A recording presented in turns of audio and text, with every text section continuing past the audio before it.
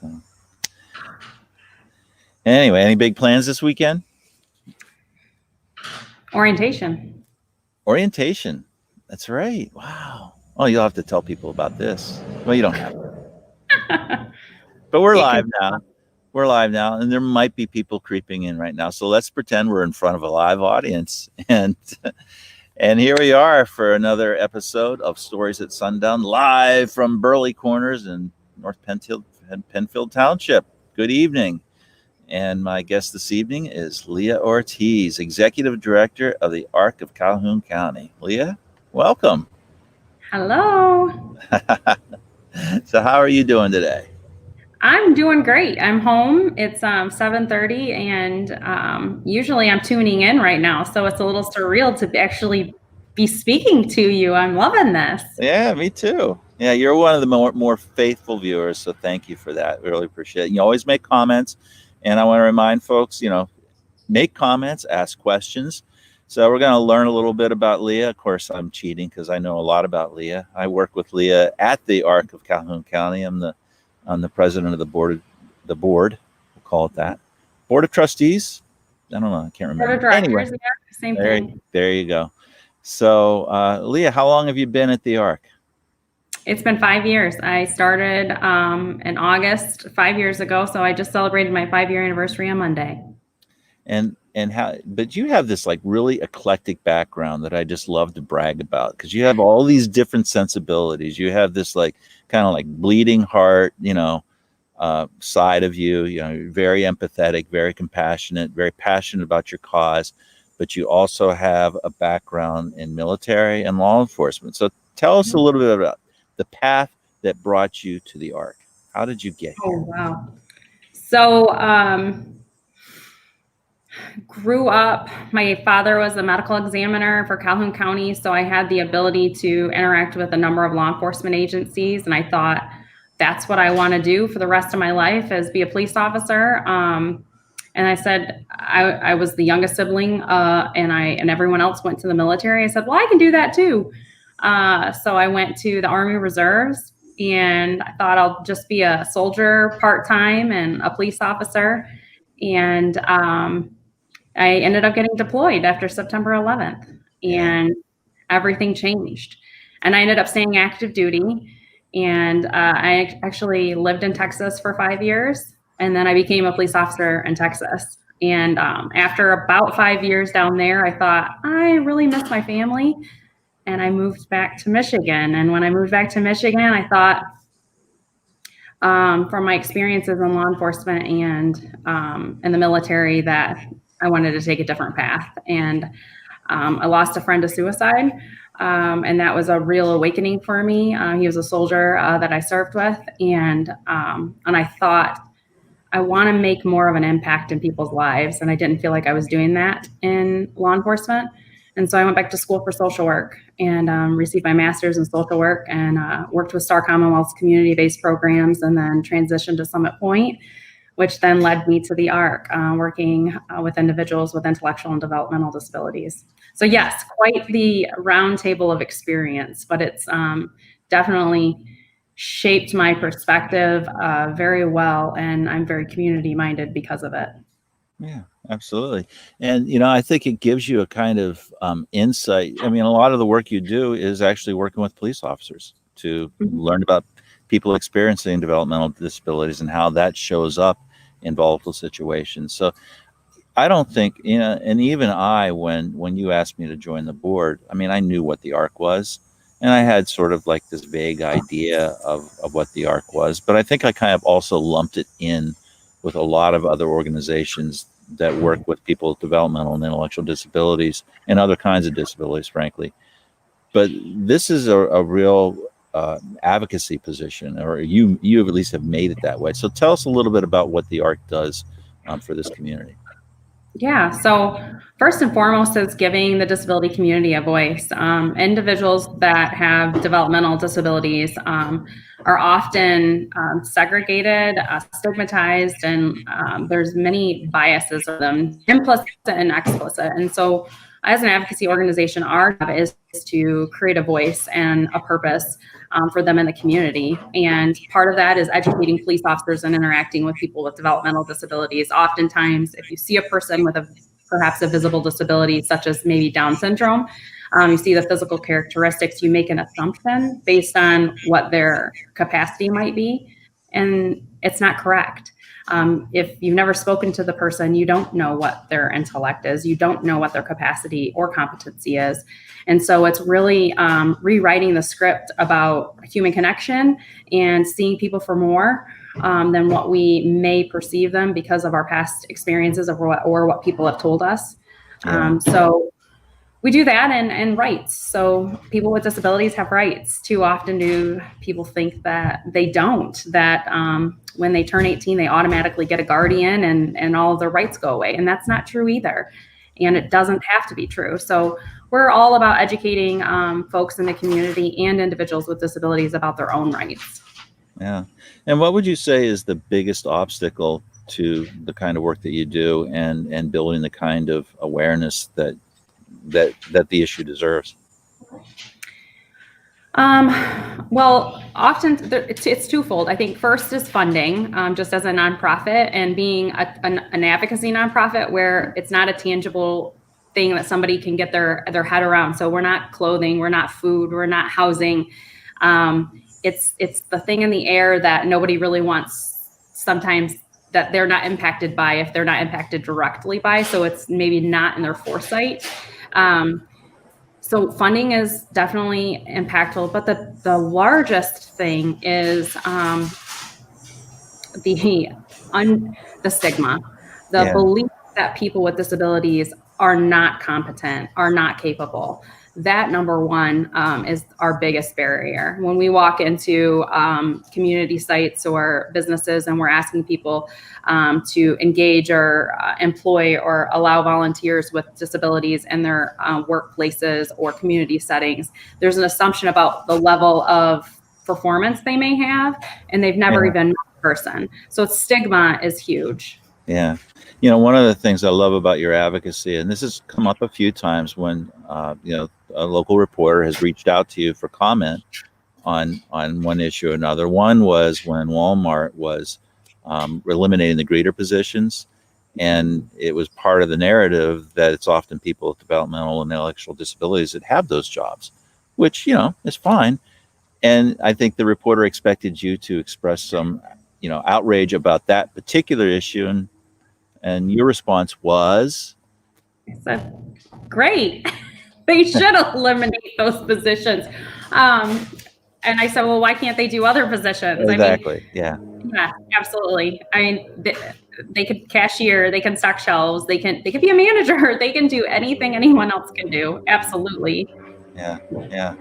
I think another story along those lines was Special Olympics. And I guess what I'm getting at is that, people with very well-intended people, they give to organizations that support people with disabilities. They have some level of compassion, but it's a little bit abstract. It's not treating the people as full functioning human beings with all the rights that they have, all the same desires, all the same dreams. So that insight I think is really valuable. Yeah, it's often it's the lumping effect. So we'll put a lot of people with disabilities together, right? And organizations, and well, they're all the same, so they should all be together.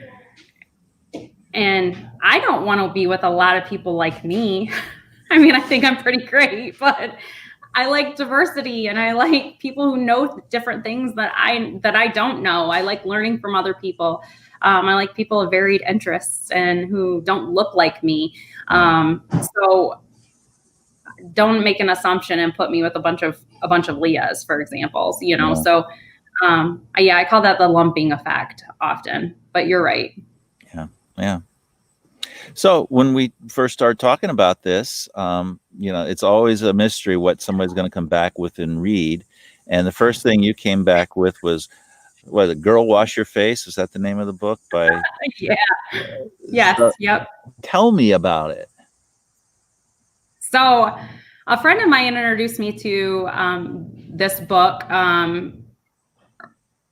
a few years ago, and it's by Rachel Hollis. And she's just this really relatable woman, little younger than me, that has a lot of the same kind of experiences that I had. And I think probably a lot of her readers and followers, fans probably also express the same interests. But the way that she writes is so in your head, and you can hear her voice. And then what happened was, then I listened to it on Audible over and over and over, literally her voice. But it's very relatable, and it makes you, so the whole book, The Girl Wash Your Face, it's all about lies. So the lie that we tell ourselves, not only as women and mothers, but just as people in general, the lies that we tell ourselves. And like the lie of, I'm not good enough. And then she goes in and she tells us throughout this whole chapter and debunks why that's just not true.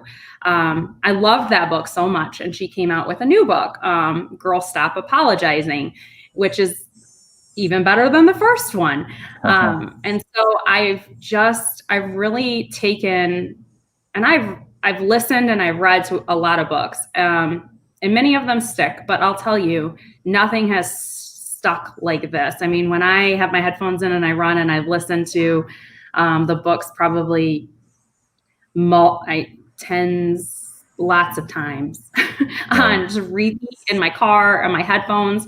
It's got to be good because you keep going back for more. And when I can quote her, then I know that I probably have read or listened to it a little bit more. So what is it that speaks to you about your experience? Why does it resonate so much with you? You had brought up my past and my professional past, and what led me to where I am professionally, which I think everyone has a story of why they do what they do, right? Professionally, what's led them into their career. Teachers, why are you a teacher? Not everyone, but most people probably can reference a teacher they had and why they love learning.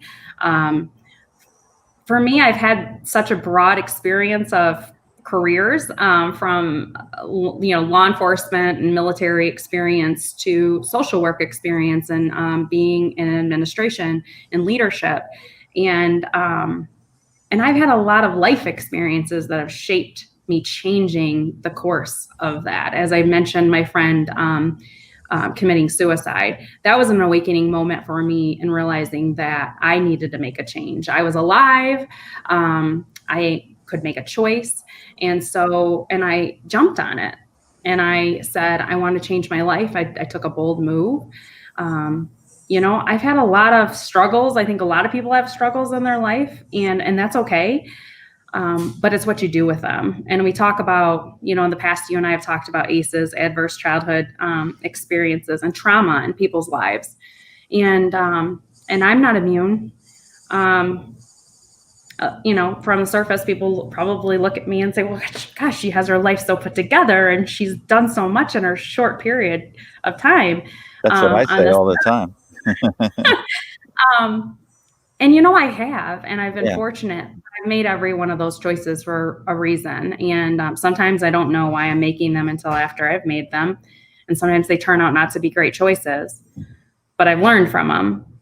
And so I think that's why, going back to this book is, it kind of all made sense. And it took a long time, and it was really, I don't know, I call it self-help. It's like a self-help moment when you're reading a book and realize how everything works out.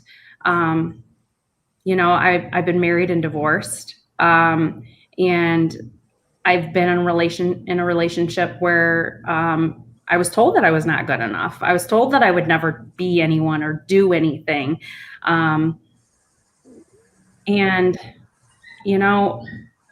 That's hard. It's really hard. Yeah. And I've had a lot of struggles that we don't have time to talk about tonight. But I'll tell you, listening and reading Rachel Hollis's books really brought to light that I don't have to hide my struggles, and that I have to own them, and I have to utilize them and growing and helping others. And that's what I do on a daily basis. As I show up every day. I show up. I get to choose how I show up. Sometimes, I might be dealt a crappy card, but that's okay. I get to choose how I respond to that crappy card, if that makes sense. Yeah. So I love her stuff. It's super motivational for me. And did you bring an excerpt that you would like to read for her? I did. I brought several. Okay. Well, what's your favorite? Well, my favorite is from Girls Stop Apologizing. And hopefully we have some, and whether they're ladies on the call or they're not, but they're just people that can recognize this. And I think I know I've sent Mac some quotes from her. And so I think they're highly relatable. So this is from Girls Stop Apologizing. It's actually, so I mentioned in her first book, she talks about lies that we tell ourselves as women, mothers. And in her Girls Stop Apologizing, it's about excuses.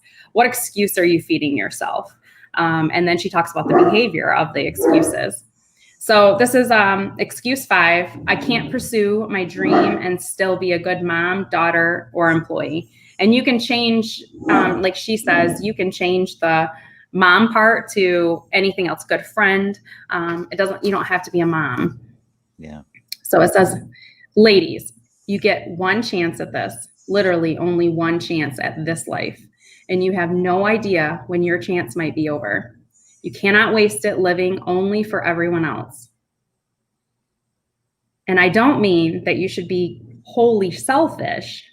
I don't mean that you should assume a life that is only about you and what makes you happy.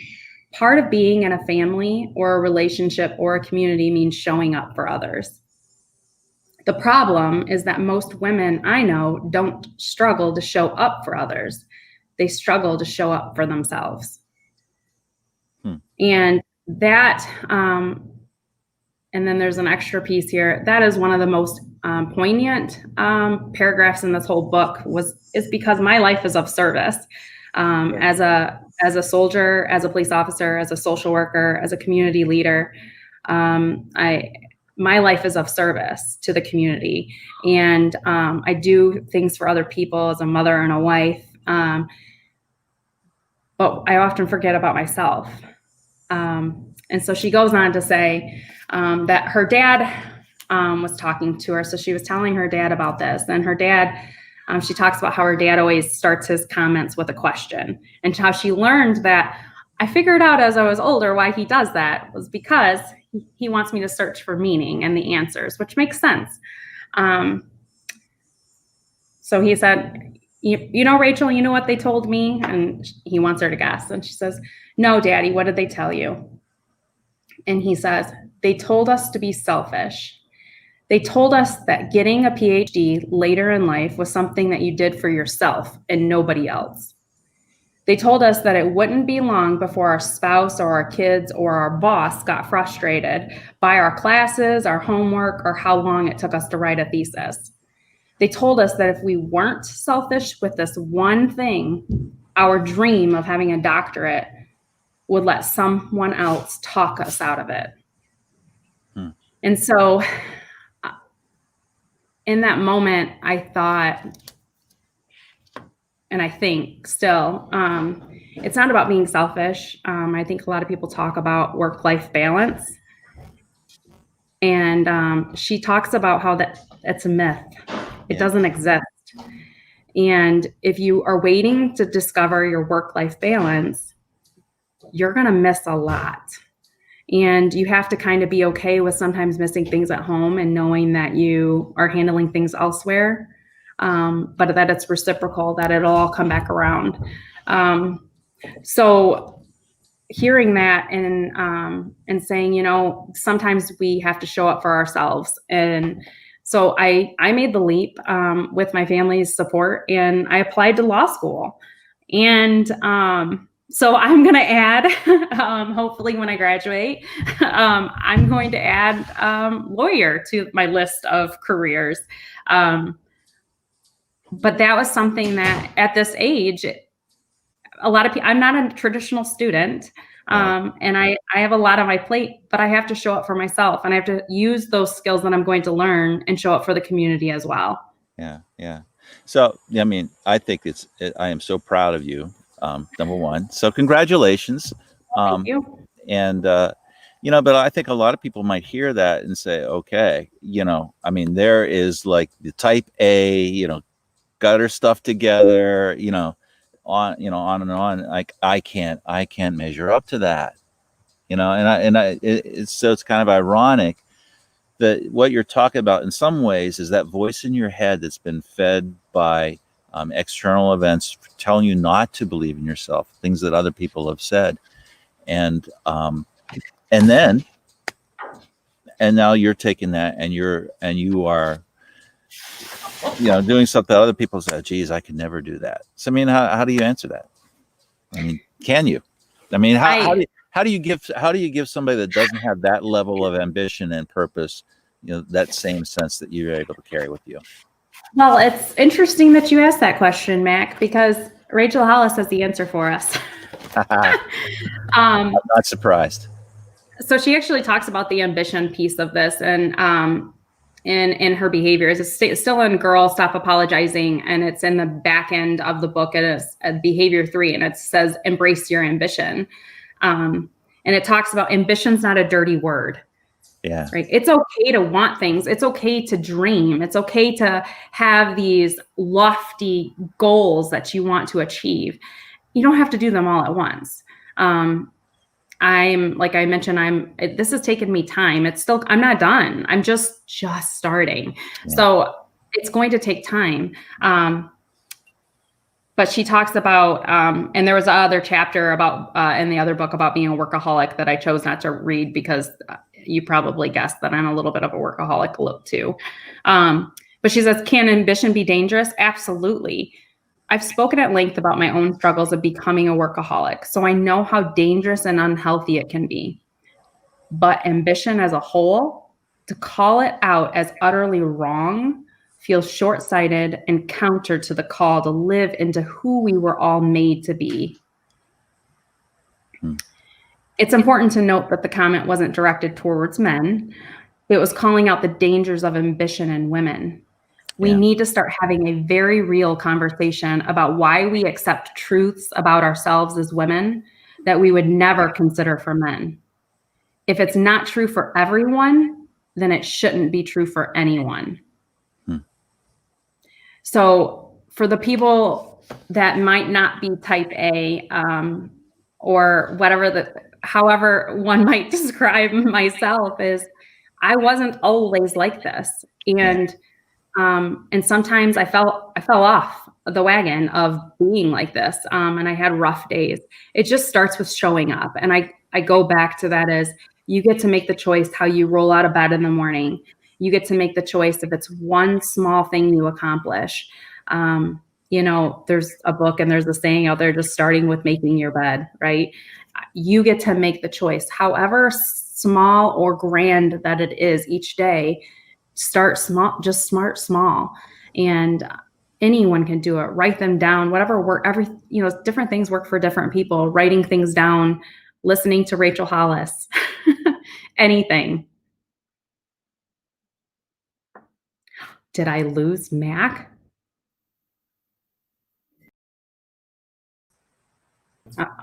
I don't know what happened there. Oh, I was about to take the show on the road, so. I'm glad I didn't lose you. That was weird. Technology is great when it works, and sometimes it's fun when it doesn't. But anyway, you were saying.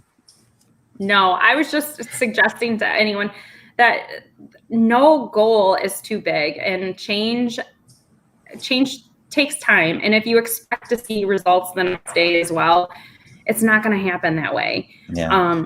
I'm here to tell you, but just give it a try. Yeah. One of the things that strikes me, and we'll talk a little bit about how I interpret it, because anytime I have a guest on, they make a suggestion and I just interpret it a different way. But, what you're talking about is being radically present, being present in your life and in where you're at. And that's really the secret. It's not the ambition that's the secret. You can be whoever you want to be, but just be there, right? Right. I and when we were exchanging texts on this, and I sent you the text, that I think what you're really talking about is redemption, and that really resonated with you. I even got a little heart emoji. So why did that resonate with you so strongly? Because I think, and we talked about this, because I think when people hear the word redemption, they think of it as a, see, I'm multitasking. I'm saying yes to my daughter can have something. I think as we think about redemption, we think that it has something to do with like a recovery, and that's okay. But what it is it's a finding of myself. It's a finding of a person. Is that where I came from isn't where I'm meant to be, and I don't even have to own where I came from. I just have to acknowledge it and say, yep, it's there, but I get to make a choice and I get to redeem myself. And like I said, is the person that said I would never go anywhere or do anything or accomplish anything. Well, look at me now, right? It's getting to show myself that I'm valuable. I'm a valuable human being. It's to show my children that that working moms or just women in general, or people with a drive and a goal in mind can accomplish things. And that made me, and maybe it's just kind of an excuse in my part. It gave me the excuse to read what I really wanted to read, and so I put everything down aside. And folks know that I love James Lee Burke.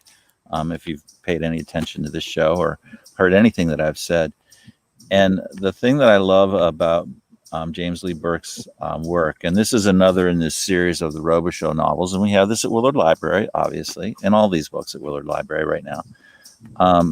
It's really a study in oftentimes his best characters are people who have had a rough start or got a raw deal, and they don't always behave and they don't always exhibit model behavior, but what they do have is this deep sense of justice and a sense, David Robichaux, who is the title character in that book, or his best friend, Clete Purcell, who I just absolutely adore.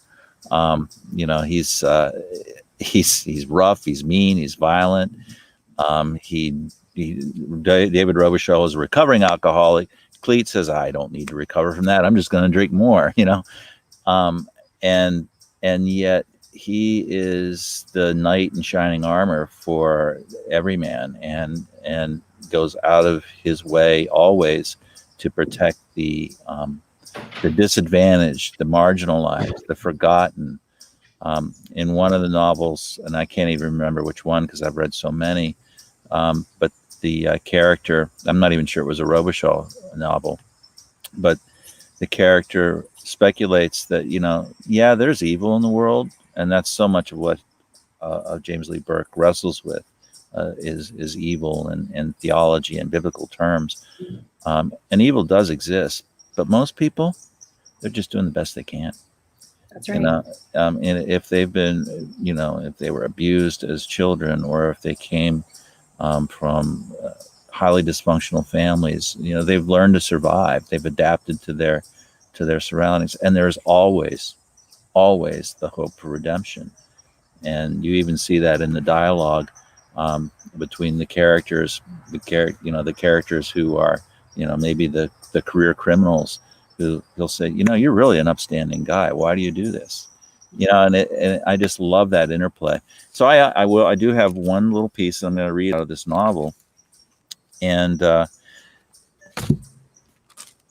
don't know, it just struck me, so I'm just going to read it. Go on. It was strange driving back to the city of my birth with Leslie and Elizabeth in the cruiser. In minutes, I had effected a geographical change in their lives that might have irreversible consequences. Please don't misunderstand me. The world in which I grew up was a poem. Others might talk of our illiteracy, our lack of education, our racial injustice and insularity and fear of the outside world, and be correct in all those judgments. But those were the shadings in the painting. Bayou Teche was a way of life. Our ancestors brought both Europe and the mysteries of the Caribbean to Louisiana, and among the crypts in our graveyards were the names of families who had fled Robespierre's guillotine, or been exiled from the British by the British from Nova Scotia, or gone to the gates of Moscow with Napoleon Bonaparte. They also contain the remains of the boys in Butternut, whose remains were shipped from Shiloh and Port Hudson. Our culture was an incongruous composite of Spanish and continental French aristocrats and Acadian peasants and Atacapa cannibals and Africans sold into the green hell of the cane fields. Our churches were sometimes more pagan than Judeo-Christian. Hedonism was not only the norm but celebrated as a virtue. The gentry screwed down and married up. But nonetheless, Acadiana, as we call it, was a haven, a place where a woman was always addressed as Miss, coupled with her given name, and a man was addressed with the same equal parts courtesy and familiarity. Do not shake another man's hand. To not shake another man's hand was an insult. To not remove one's glove before shaking hands was a sign of inbreeding, coarseness, and social stupidity. As we crossed the arch bridge over the Atafalafa, sorry, I'm mispronouncing the names, at Morgan City, I could see the wide sweep of the wastelands, the flooded gum trees, and the miles of channels and bayous that bled into the Gulf of Mexico.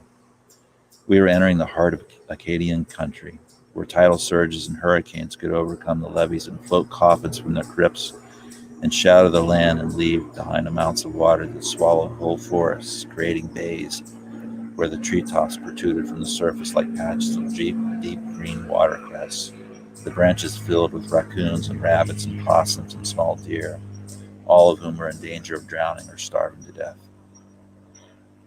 But we always believed that the sun would rise again, and even though another generation might pass away, the earth would abide forever, even though it was unlikely we would know those biblical terms.